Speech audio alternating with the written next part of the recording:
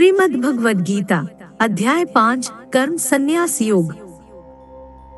अर्जुन ने कहा कि कृष्ण, कभी आप संन्यास माध्यम सर्वस्व का न्यास अर्थात ज्ञान योग से कर्म करने की और कभी निष्काम माध्यम से कर्म करने निष्काम कर्म योग की प्रशंसा करते हैं। इन दोनों में से एक जो आपके द्वारा निश्चित किया हुआ हो और जो परम कल्याणकारी हो उसे मेरे लिए कहिए। श्री भगवान ने कहा, संन्यास माध्यम से किया जाने वाला कर्म सांख्य योग और निष्काम माध्यम से किया जाने वाला कर्म कर्म योग, ये दोनों ही परम श्रेय को दिलाने वाला है, परंतु सांख्य योग की अपेक्षा निष्काम कर्मयोग श्रेष्ठ है।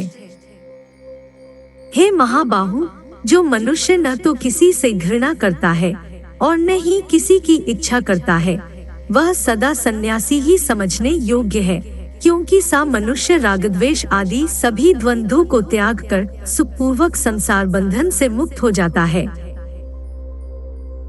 अल्पज्ञानी मनुष्य ही सांख्य योग और निष्काम कर्मयोग को अलग अलग समझते हैं, न कि पूर्ण विद्वान मनुष्य, क्योंकि दोनों में से एक में भी अच्छी प्रकार से स्थित पुरुष दोनों के फलरूप परम सिद्धि को प्राप्त होता है, जो ज्ञानयोगियों द्वारा प्राप्त किया जाता है वही निष्काम कर्मयोगियों को भी प्राप्त होता है। इसलिए जो मनुष्य सांख्य योग और निष्काम कर्मयोग दोनों को फल की दृष्टि से एक देखता है, वही वास्तविक सत्य को देख पाता है। हे महाबाहु, निष्काम कर्मयोग भक्ति योग के आचरण के बिना संन्यास सर्वस्व का त्याग दुख का कारण होता है और भगवान के किसी भी एक स्वरूप को मन में धारण करने वाला निष्काम कर्मयोगी परब्रह्म परमात्मा को शीघ्र प्राप्त हो जाता है। कर्मयोगी इंद्रियों पर विजय प्राप्त करने वाला होता है और सभी प्राणियों की आत्मा का मूल स्रोत परमात्मा में निष्काम भाव से मन को स्थित करके कर्म करता हुआ भी कभी कर्म से लिप्त नहीं होता है। कर्म योगी परम तत्व परमात्मा की अनुभूति करके दिव्य चेतना में स्थित होकर देखता हुआ, सुनता हुआ, स्पर्श करता हुआ, सूंघता हुआ, भोजन करता हुआ, चलता हुआ, सोता हुआ, श्वास लेता हुआ इस प्रकार यही सोचता है कि मैं कुछ भी नहीं करता हूँ। कर्म योगी बोलता हुआ, त्यागता हुआ, ग्रहण करता हुआ तथा आँखों को खोलता और बंद करता हुआ भी यही सोचता है कि सभी इंद्रियां अपने अपने विषयों में प्रवृत्त हो रही हैं, सी धारणा वाला होता है। कर्मयोगी सभी कर्मफलों को परमात्मा को समर्पित करके निष्काम भाव से कर्म करता है, तो उसको पाप कर्म कभी स्पर्श नहीं कर पाते हैं, जिस प्रकार कमल का पत्ता जल को स्पर्श नहीं कर पाता है। कर्मयोगी निष्काम भाव से शरीर, मन, बुद्धि और इंद्रियों के द्वारा केवल आत्मा की शुद्धि के लिए ही कर्म करते हैं। कर्मयोगी सभी कर्म के फलों का त्याग करके परम शांति को प्राप्त होता है और जो योग में स्थित नहीं वह कर्मफल को भोगने की इच्छा के कारण कर्मफल में आसक्त होकर बंध जाता है। शरीर में स्थित जीवात्मा मन से समस्त कर्मों का परित्याग करके वह न तो कुछ करता है और न ही कुछ करवाता है, तब वह नौ द्वारों वाले नगर स्थूल शरीर में आनंद पूर्वक आत्म स्वरूप में स्थित रहता है। शरीर में स्थित जीवात्मा देह का कर्ता न होने के कारण इस लोक में उसके द्वारा न तो कर्म उत्पन्न होते हैं और न ही कर्म फलों से कोई संबंध रहता है, बल्कि यह सब प्रकृति के गुणों के द्वारा ही किए जाते हैं। शरीर में स्थित परमात्मा न तो किसी के पाप कर्म को और न ही किसी के पुण्य कर्म को ग्रहण करता है, किंतु जीवात्मा मोह से ग्रसित होने के कारण परमात्मा जीव के वास्तविक ज्ञान को आच्छादित किए रहता है। किंतु जब मनुष्य का अज्ञान तत्व ज्ञान परमात्मा का ज्ञान द्वारा नष्ट हो जाता है, तब उसके ज्ञान के दिव्य प्रकाश से उसी प्रकार परम तत्व परमात्मा प्रकट हो जाता है, जिस प्रकार सूर्य के प्रकाश से संसार की सभी वस्तुएं प्रकट हो जाती है।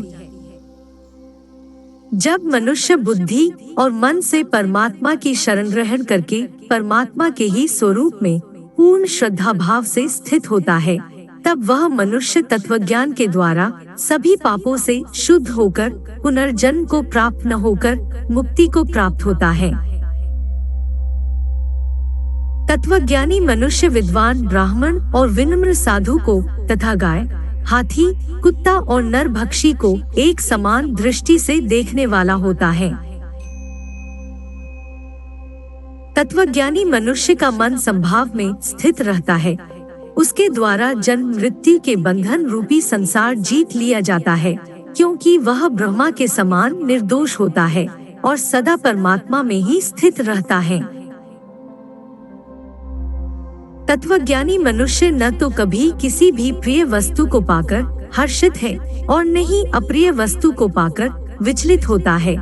सा स्थिर बुद्धि मोहरहित ब्रह्मा को जानने वाला सदा परमात्मा में ही स्थित रहता है। तत्वज्ञानी मनुष्य बाहरी इंद्रियों के सुख को नहीं भोगता है, बल्कि सदैव अपनी ही आत्मा में रमण करके सुख का अनुभव करता है। सा मनुष्य निरंतर परब्रह्म परमात्मा में स्थित होकर असीम आनंद को भोगता है। हे कुंती पुत्र अर्जुन, इंद्रियों और इंद्रिय विषयों के स्पर्श से उत्पन्न कभी तृप्त न होने वाले यह भोग प्रारंभ में सुख देने वाले होते हैं और अंत में निश्चित रूप से दुख्योनी के कारण होते हैं। इसी कारण तत्वज्ञानी कभी भी इंद्रिय सुख नहीं भोगता है। जो मनुष्य शरीर का अंत होने से पहले ही काम और क्रोध से उत्पन्न होने वाले वेग को सहन करने में समर्थ हो जाता है, वही मनुष्य योगी है और वही इस संसार में सुखी रह सकता है। जो मनुष्य अपनी आत्मा में ही सुख चाहने वाला होता है और अपने मन को अपनी ही आत्मा में स्थिर रखने वाला होता है, जो आत्मा में ही ज्ञान प्राप्त करने वाला होता है, वही मनुष्य योगी है और वही ब्रह्मा के साथ एक होकर परब्रह्म परमात्मा को प्राप्त होता है। जिनके सभी पाप और सभी प्रकार दुविधाएं ब्रह्मा का स्पर्श करके मिट गई हैं, जो समस्त प्राणियों के कल्याण में लगे रहते हैं, वही ब्रह्मज्ञानी मनुष्य मन को आत्मा में स्थित करके परम शांति स्वरूप परमात्मा को प्राप्त करके मुक्त हो जाते हैं। सभी सांसारिक इच्छाओं और क्रोध से पूर्ण रूप से मुक्त स्वरूप सिद्ध आत्मज्ञानी आत्म संयमी योगी को सभी ओर से प्राप्त परम शांति स्वरूप परब्रह्म परमात्मा ही होता है।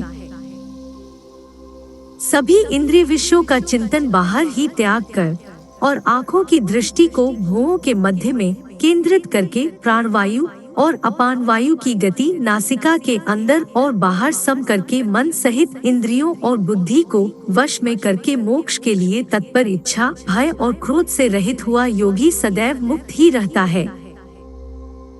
सा मुक्त पुरुष मुझे सभी यज्ञों और तपस्याओं को भोगने वाला, सभी लोकों और देवताओं का परमेश्वर तथा संपूर्ण जीवों पर उपकार करने वाला परम दयालु एवं हितैषी जानकर परम शांति को प्राप्त होता है।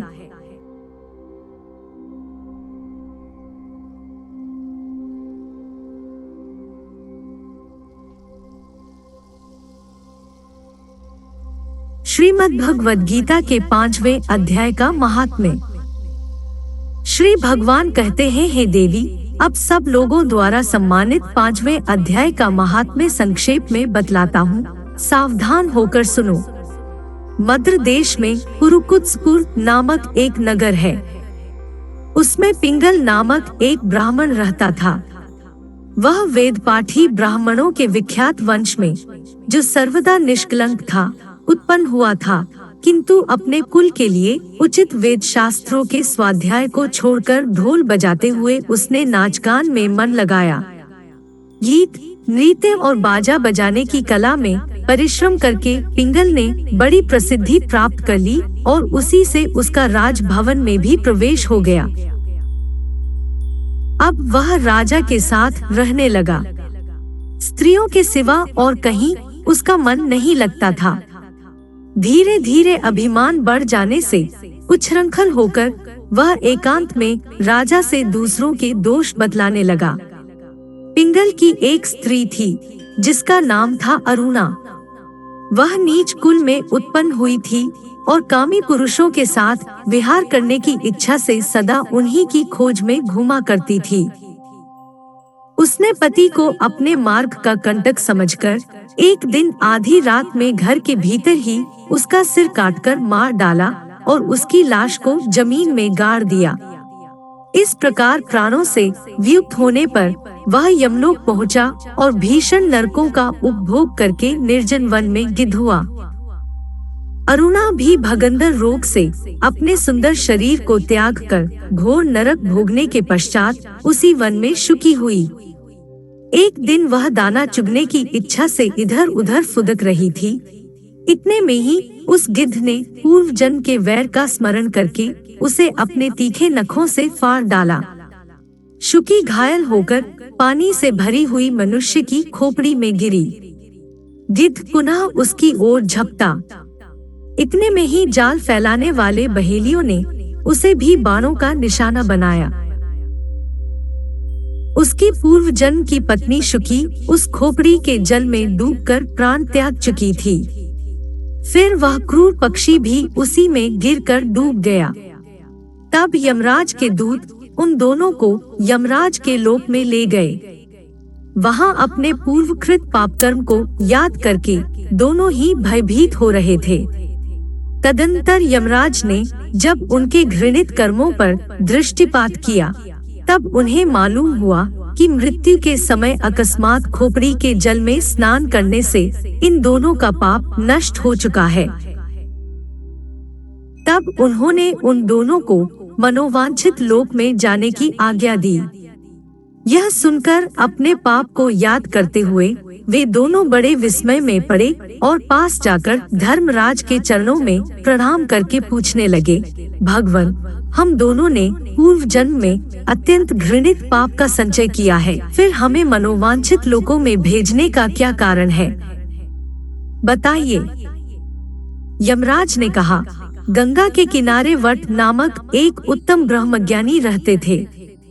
वे एकांतवासी, ममतारहित, शांत, विरक्त और किसी से भी द्वेष न रखने वाले थे। प्रतिदिन गीता के 5वें अध्याय का जप करना उनका सदा नियम था। 5वें अध्याय को श्रवण कर लेने पर महापापी पुरुष भी सनातन ब्रह्मा का ज्ञान प्राप्त कर लेता है। उसी पुण्य के प्रभाव से शुद्ध चित्त होकर उन्होंने अपने शरीर का परित्याग किया था। गीता के पाठ से जिनका शरीर निर्मल हो गया था, जो आत्मज्ञान प्राप्त कर चुके थे, उन्हीं महात्मा की खोपड़ी का जल पाकर तुम दोनों पवित्र हो गए। अतः अब तुम दोनों मनोवांछित लोकों को जाओ, क्योंकि गीता के 5वें अध्याय के महात्म्य से तुम दोनों शुद्ध हो गए हो।